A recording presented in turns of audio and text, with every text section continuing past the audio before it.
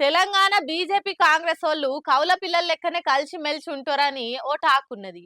అది నిజమే అనేటట్టున్నాయి ఈ రెండు పార్టీల చర్యలు చూస్తుంటే. అసెంబ్లీలో బీఆర్ఎస్ అధికార పార్టీని ఇరుక్కున పెట్టే ప్రయత్నం చేస్తుంది అన్నట్టు కొడుతుంది కానీ బీజేపీ వాళ్ళ అటాక్ల పస లేదని అంటుర్రు రాజకీయ విశ్లేషకులు. తెలంగాణ బీజేపీ కాంగ్రెస్ వాళ్ళు ఒక్కింట్లుండే అన్నదమ్ముల లెక్క కలిసిమెలిసి ఉంటుర్రని షానొద్దుల సంది వినిపిస్తున్నమాట. సీఎం రేవంత్ సార్ సర్కార్ను కాపాడి ఎన్కేసుకొచ్చేటందుకు సొంత కాంగ్రెస్ వాళ్ళ కంటే ఎక్కువ కష్టపడుతున్నట్టుర్రు బీజేపీ వాళ్ళు. పాపం రేవంత్ రెడ్డికి సొంత పార్టీ లీడర్ల మద్దతే సక్కలేదు. అసొంటిది మనం కూడా దూరం పెడితే పాపం మన పాత ఆర్ఎస్ఎస్ మిత్రుడు అసలే తట్టుకోలేడు. అందుకే ఆయనకు మనం చేదోడు వాదోడుండి చేతనైన కాడికి చేయుతనియ్యాలే అని ఏమన్నా సాయం చేస్తుండ్రా అన్నట్టే అనిపిస్తుంది అసెంబ్లీలో బీజేపీ వాళ్ళ వ్యవహారం చూస్తుంటే. ఇంత మంచిగా అసెంబ్లీలో ప్రతిపక్షం అధికార పార్టీని నిలదీస్తుంటే బీజేపీ వాళ్ళది ఉలుకు లేదు పలుకు లేదు. అధికార పార్టీని నిలదీస్తందుకు కాంగ్రెస్ కూటమిలున్న పార్టీ లెక్కనే సైలెంట్ అయిపోయిండ్రు.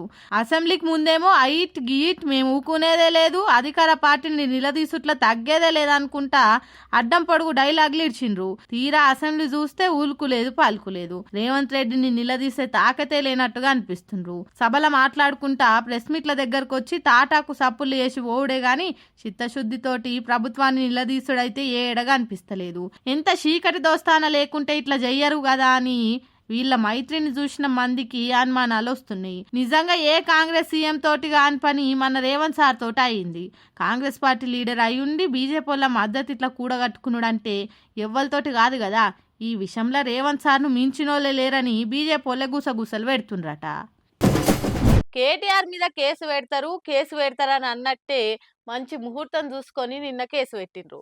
మరి ఏం కేసు పెట్టిండ్రు? ఫార్ములా ఈ రేసులా కేటీఆర్ చేసిన తప్పేంది అంటే పొన్నం సారు సెలవిచ్చిన జవాబు చూస్తే నెత్తి గోడకు గుద్దుకొని గిలగిల కొట్టుకుంటారు ఎవరైనా.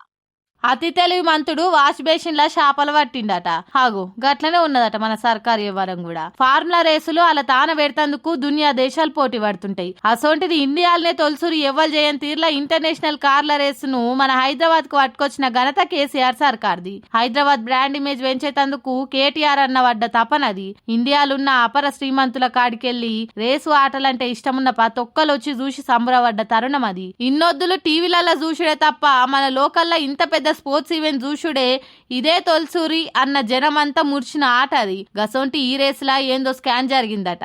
కొండందవి ఎల్కన్ పట్టిండ్రన్నది సామెత.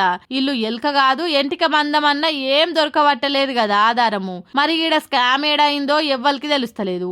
ఖుద్దు మంత్రి పొన్నం గారిని అడిగితే ఆయనేమో గిట్లా అంటుండు.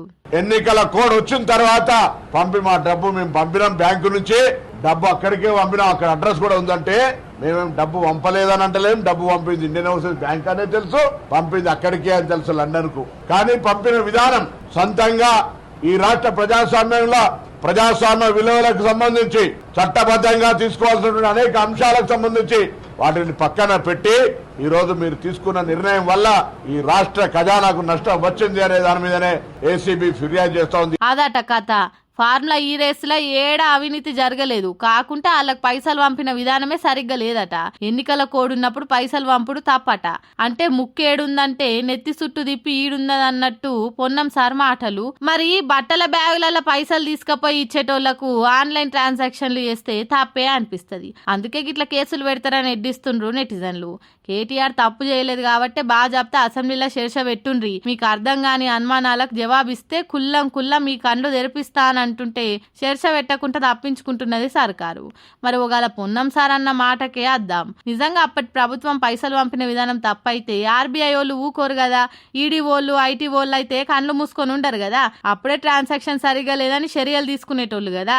ఇక మరి అందులో అవినీతికి ఆస్కారం ఏడున్నది?